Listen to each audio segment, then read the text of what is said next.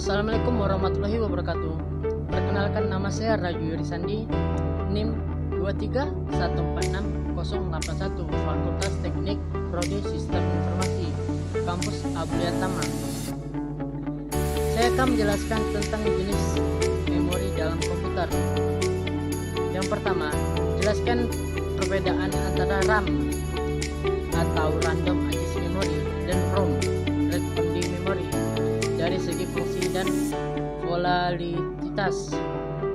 RAM atau Random Access Memory dan ROM, Read Only Memory, adalah dua jenis memori utama yang digunakan dalam komputer dan perangkat elektronik lainnya, tetapi mereka memiliki perbedaan yang signifikan dalam hal fungsi dan volatilitas.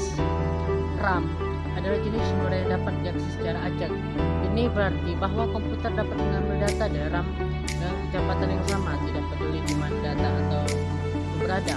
RAM merupakan memori yang volatil, berarti data yang disimpan di dalamnya akan hilang saat perangkat dimatikan atau di-restart. RAM digunakan oleh sistem operasi, aplikasi, dan perangkat keras untuk menyimpan dan mengambil data dengan cepat. ROM di sisi lain adalah jenis memori yang hanya bisa dibaca dengan tidak bisa ditulis. Ini berarti data yang disimpan di ROM tidak dapat diubah atau dihapus. ROM adalah memori non volatil, yang berarti data yang disimpan di dalamnya tetap ada bahkan setelah perangkat dimatikan atau di-restart. ROM biasanya digunakan untuk menyimpan viewers atau perangkat lunak yang digunakan untuk voting oleh sistem. Mengapa RAM dianggap sebagai komponen kritis dalam kinerja komputer? Jelaskan dan memberikan contoh penggunaannya. RAM atau Random Access Memory adalah komponen kritis dalam kinerja komputer karena berfungsi sebagai tempat penyimpanan data sementara yang dapat diakses dengan cepat oleh prosesor. Semakin banyak RAM yang dimiliki sebuah sistem, semakin banyak data yang dapat disimpan dan diakses secara langsung oleh prosesor, yang pada gilirannya dapat meningkatkan kecepatan dan efisiensi sistem secara keseluruhan. Game modern memerlukan banyak RAM untuk menyimpan data grafik dan gameplay secara real-time. Jika RAM tidak cukup, game bisa jadi lambat, lag, atau bahkan tidak bisa dimainkan sama sekali. Browsing saat Anda membuka banyak tab di browser web, setiap tab memerlukan sebagai RAM. Jika RAM tidak cukup, browsing akan menjadi lambat dan tab tidak bisa responsif. 3. Apa fungsi utama di RAM dan komputer dan mengapa isi tidak mudah diubah? BIOS atau UEFI biasanya berfungsi untuk menginisialisasi dan menguji perangkat ke sistem dalam saat komputer pertama kali dihidupkan, dan kemudian memuat sistem operasi dari hard disk ke RAM. BIOS atau UEFI juga menyediakan antarmuka tingkat rendah untuk sistem operasi untuk berinteraksi dengan perangkat keras komputer. Mengapa isi RAM tidak mudah diubah? Ini karena data yang disimpan ROM adalah instruksi penting diperlukan oleh komputer. Benar, jika data diubah atau rusak, komputer mungkin tidak bisa dibuat atau beroperasi dengan benar. Oleh karena itu, kita melindungi data dari perubahan atau kerusakan yang sengaja. Data disimpan di ROM dan tidak bisa diubah untuk dihapus perangkat lunak untuk seluruh komputer. Ketiga, jelaskan mengapa CCS memiliki kecepatan yang lebih cepat dibandingkan RAM dan bagaimana mempengaruhi kinerja komputer. CCS adalah memori yang lebih kecil namun lebih cepat dibandingkan dengan RAM. Alasan mengapa CCS memiliki kecepatan yang lebih cepat adalah karena CCS dirancang untuk menyimpan data instruksi yang paling sering diakses oleh prosesor. Dengan demikian, setiap kali prosesor membutuhkan data tersebut, ia bisa mengambil dari CCS daripada perlu mengisi RAM atau memori utama yang membutuhkan waktu lebih lama. Peningkatan kinerja komputer disebabkan oleh CCS terjadi karena mengurangi waktu yang diperlukan prosesor untuk mengakses data. Dengan kata lain, semakin banyak data yang disimpan dalam CCS dan semakin cepat prosesor bisa mengakses data tersebut, semakin cepat pula kinerja komputer secara keseluruhan. Oleh karena itu, meskipun CCS memiliki kapasitas yang lebih kecil dan lebih mahal dibandingkan dengan RAM, penggunaannya sangat penting untuk meningkatkan efisiensi kecepatan komputer. Kelima, bandingkan hard disk drive HDD dan solid state drive SSD dari segi kecepatan akses, kapasitas, dan keandalan. HDD menggunakan piringan magnetik yang berputar untuk membaca dan menulis data karena ada bagian mekanis yang bergerak. Waktu yang diperlukan untuk masuk data lebih lama. Kecepatan HDD biasanya berkisar antara 50 hingga 200 MB per detik. SSD menggunakan chip memori flash untuk menyimpan data karena tidak ada bagian mekanis yang bergerak. SSD memiliki kecepatan akses yang jauh lebih cepat dibandingkan dengan HDD. Kecepatan HDD bisa mencapai ratusan megabyte per detik. Kapasitas HDD umumnya memiliki kapasitas yang lebih besar dibandingkan dengan SSD. Kapasitas HDD bisa mencapai beberapa terabyte. SSD meskipun kapasitas SSD telah meningkat dalam beberapa tahun terakhir, SSD umumnya memiliki kapasitas yang lebih kecil dibandingkan HDD. Kapasitas SSD biasanya berkisar antara beberapa ratus gigabyte hingga beberapa terabyte. Keandalan HDD rentan terhadap kerusakan fisik karena memiliki bagian mekanis yang bergerak seperti piringan magnetik dan kepala pembaca. Jika HDD jatuh atau terkena goncangan, data yang di dalamnya bisa rusak. Selain itu, karena ada bagian yang bergerak, HDD juga memiliki kemungkinan kegagalan mekanis.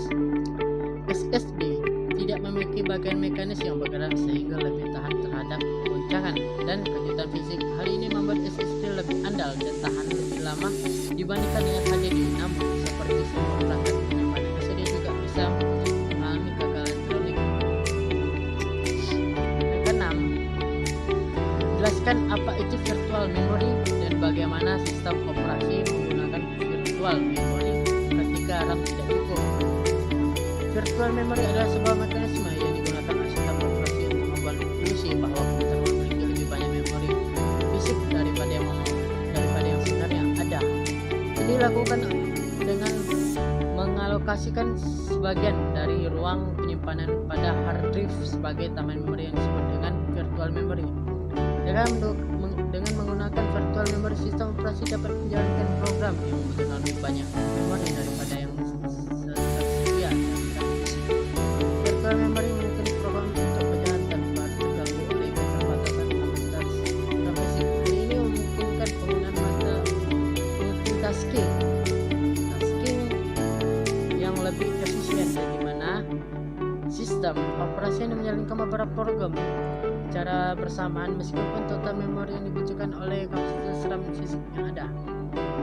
Namun, penggunaan virtual memory juga memberikan dampak negatif karena datang adalah virtual memory harus dipindahkan antara RAM fisik dan flash swap di hard drive.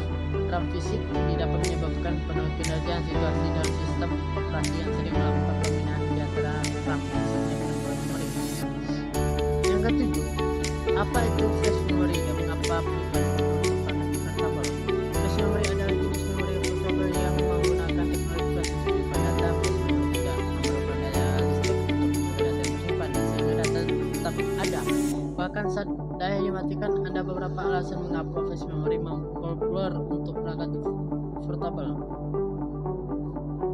Pertama, 1. Kompak dan ringan. Flash memory memiliki ukuran lebih kecil dengan membuatnya mudah dan bawah untuk digunakan pada perangkat portable yang mungkin perangkat portable menjadi lebih keras dan mudah dibawa kemana saja. Tahan guncangan gentaran. Flash memory tidak memiliki bagian seperti pada hard disk, drive HDD, hal yang membuat lebih tahan gentaran fisik sehingga tidak ada digunakan portable yang sering dibawa.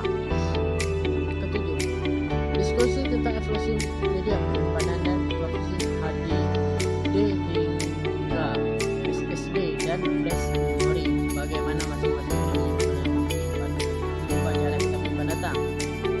Floppy disk adalah salah satu media penyimpanan awal yang digunakan pada komputer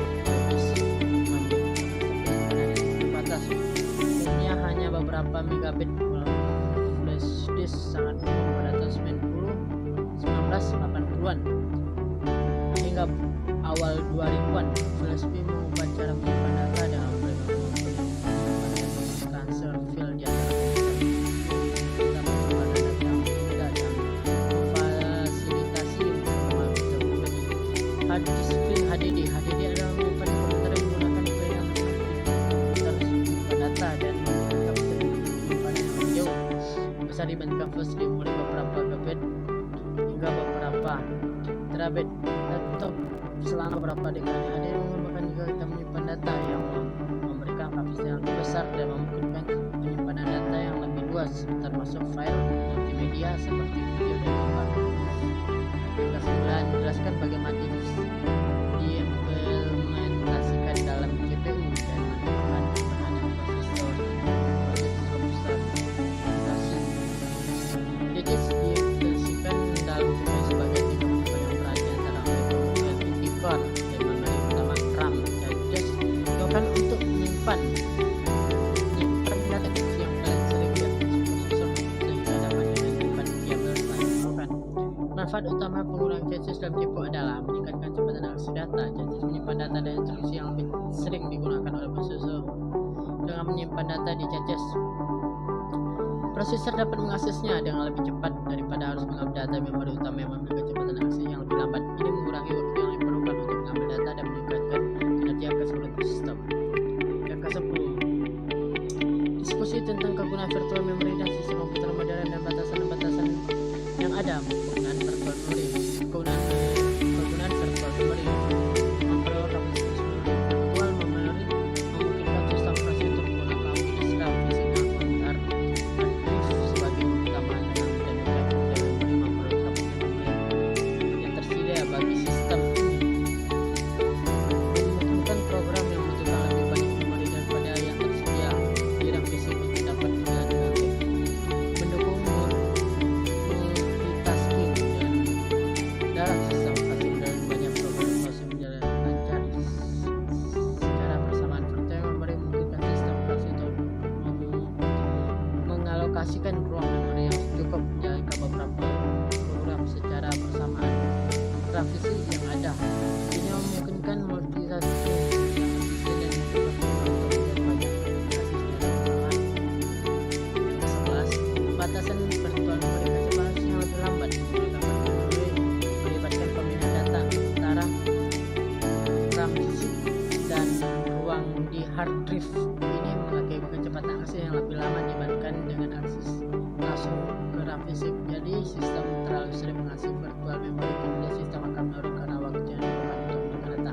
Keterbatasan ruang di hard drive, ruang yang tersedia hard disk untuk virtual memory terbatas juga habis. Sistem operasi mungkin mengalami kesulitan dan mengalokasikan memori tambahan untuk proses data proses yang berjalan.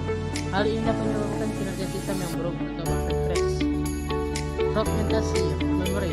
Menggunakan virtual memory yang menyebabkan fragmentasi memori, di mana blok-blok memori yang digunakan oleh program tersebut tersebar di seluruh RAM fisik dan ruang hard disk. Fragmentasi merupakan dapat mempengaruhi kinerja sistem karena waktu yang diperlukan untuk mengakses data yang terfragmentasi. Terima kasih telah menonton video saya. Assalamualaikum.